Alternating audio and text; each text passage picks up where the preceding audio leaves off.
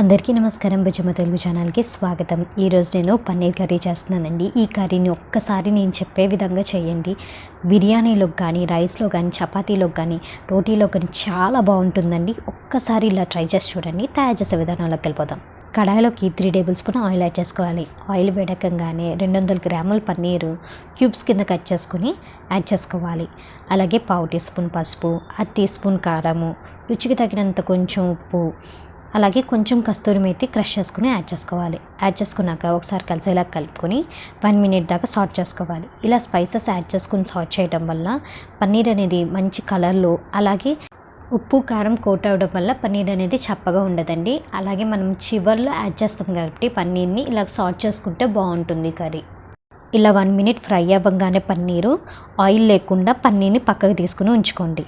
అదే కడాయిలోకి ఇంకేం oil add చేయలేదండి. ఉన్న ఆయిల్తోనే ఆనియన్స్ని ఫ్రై చేసుకుంటున్నాను. ఇక్కడ 3 మీడియం సైజ్ ఆనియన్స్ తీసుకున్నాను. పొడుగ్గా సన్నగా కట్ చేసుకుని యాడ్ చేసుకోవాలి. ఫ్లేమ్ అనేది లో టు మీడియం ఫ్లేమ్లో అడ్జస్ట్ చేసుకుంటూ ఆనియన్స్ అనేవి ఫ్రై చేసుకోవాలి. ఆనియన్స్ ఫ్రై అయ్యే లోపలే కర్డ్ మిక్చర్ని తయారు చేసుకుందాం. ఇక్కడ నేను చిన్న కప్లో 3 టేబుల్ స్పూన్ కర్డ్ తీసుకున్నాను. 1/2 టీ స్పూన్ పసుపు, 1/2 టీ స్పూన్ కారము, కొంచెం రుచికి తగినంత ఉప్పు యాడ్ చేసుకుని బీట్ చేసుకోవాలి. ఇలా స్మూత్గా బీట్ చేసుకున్నాక పక్కన ఉంచుకోండి. చూడండి, ఆనియన్స్ అనేవి చక్కగా ఫ్రై అయిపోయినాయి. ఇప్పుడు ఆయిల్ లేకుండా చక్కగా స్క్వీజ్ చేసేసుకుని చల్లార్చుకుని పక్కన ఉంచుకోండి. ఇప్పుడు మిక్సీ జార్లోకి 10 జీడిపప్పులు 1/2 గంట సేపు నానబెట్టుకున్నానండి వేడి నీళ్ళల్లో. అవి మిక్సీ జార్లోకి యాడ్ చేసుకోండి. అలాగే 1 టీ స్పూన్ గసగసాలు, 2 ఇలాచి, 1/2 ఇంచ్ కలిగిన దాల్చిన చెక్క, 3 లవంగాలు యాడ్ చేసుకుంటున్నాను. 1/2 టీ స్పూన్ మిరియాలు, కొంచెం రాతి పువ్వు కూడా యాడ్ చేసుకుని కచ్చాపిచ్చగా గ్రైండ్ చేసుకోవాలి. ఇలా గ్రైండ్ చేసుకున్న తర్వాత దీంట్లోకి ఫ్రై చేసుకున్న ఆనియన్స్ చల్లార్చుకునేవి దీంట్లోకి యాడ్ చేసుకుని 2 మీడియం సైజ్ టమాటోస్ కూడా యాడ్ చేసుకుని వాటర్ యాడ్ చేయకుండా స్మూత్ పేస్ట్ చేసుకోవాలి. ఇలాగా కడాయిలోకి 2 టేబుల్ స్పూన్ ఆయిల్ యాడ్ చేసుకుంటున్నాను. ఆయిల్ వేడెక్కగానే 1/2 ఇంచ్ కలిగిన దాల్చిన చెక్క, 1 ఇలాచి, 2 లవంగాలు, 1 స్టార్ అనేసి వేసుకుని ఇవి కూడా కొంచెం ఫ్రై అవ్వగానే దీంట్లోకి 1 మీడియం సైజ్ ఆనియన్ చిన్నగా కట్ చేసుకుని యాడ్ చేసుకోవాలి. అలాగే 4 పచ్చిమిర్చి యాడ్ చేస్తున్నానండి. పచ్చిమిర్చి అనేది బాగా ఘాటుగా ఉన్నదే యాడ్ చేసుకోండి, అప్పుడే టేస్ట్ బాగుంటుంది.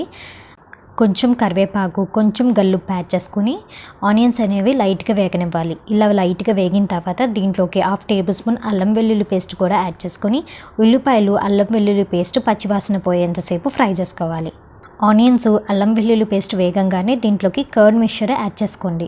యాడ్ చేసుకొని ఒకసారి కలిసేలా కలుపుకొని ఆయిల్ సపరేట్ అయ్యేంతసేపు కుక్ చేసుకోవాలి. ఇలాగ ఆయిల్ సపరేట్ అవ్వగానే రుబ్బు ఉంచుకున్న మసాలా పేస్ట్ని యాడ్ చేసుకుంటున్నాను. కొంచెం మిక్సీ జార్లో కొంచెం వాటర్ యాడ్ చేసుకుని ఆ మసాలా వాటర్ కూడా యాడ్ చేసుకున్నానండి. ఒకసారి కలిసేలా కలుపుకొని దీంట్లోకి 1 టీ స్పూన్ కారం, 1/2 టీ స్పూన్ గరం మసాలా కూడా యాడ్ చేసుకుని మరొకసారి కలుపుకోవాలి. ఇలాగ కలుపుకున్న తర్వాత మూత పెట్టేసుకుని ఆయిల్ సపరేట్ అయ్యేంతసేపు కుక్ చేసుకోవాలి. ఇలాగ ఆయిల్ సపరేట్ అవ్వగానే దీంట్లోకి 1 గ్లాస్ వాటర్ యాడ్ చేసుకోవాలి. ఈ స్టేజ్లోనే మీకు ఉప్పు కానీ కారం కానీ ఏదైనా తగ్గితే చెక్ చేసుకుని యాడ్ చేసుకోండి. యాడ్ చేసుకున్నాక బాగా కలిసేలా కలుపుకొని మూత పెట్టుకుని గ్రేవీ కన్సిస్టెన్సీకి కొంచెం పల్చగా కుక్ చేసుకోవాలి. ఎందుకంటే పన్నీర్ కూడా యాడ్ చేసి కుక్ చేసుకోవాలి కదా, అందుకని గ్రేవీ కన్సిస్టెన్సీ అనేది ఈ విధంగా ఉండాలి. ఈ స్టేజ్లో పన్నీర్ యాడ్ చేసుకుని ఒకసారి కలిసేలా కలుపుకొని మూత పెట్టుకొని 1 మినిట్ దాకా కుక్ చేసుకోవాలి. ఈ మసాలాలన్నీ పన్నీర్లోకి అబ్జర్వ్ అయ్యి పన్నీర్ కర్రీ అనేది చాలా టేస్టీగా ఉంటుంది. 1 మినిట్ అయ్యాక చూపిస్తున్నాను చూడండి. పన్నీర్ కర్రీ చాలా బాగా కుదిరింది కదా. ఇప్పుడు స్టవ్ ఆఫ్ చేసుకొని వేడిగా బిర్యానీతో కానీ, రైస్లో కానీ, చపాతీతో కానీ సర్వ్ చేయండి. చాలా బాగుంటుంది. తప్పకుండా ట్రై చేసి ఎలా వచ్చిందో కామెంట్ సెక్షన్లో చెప్పండి. Thanks for watching. బాయ్.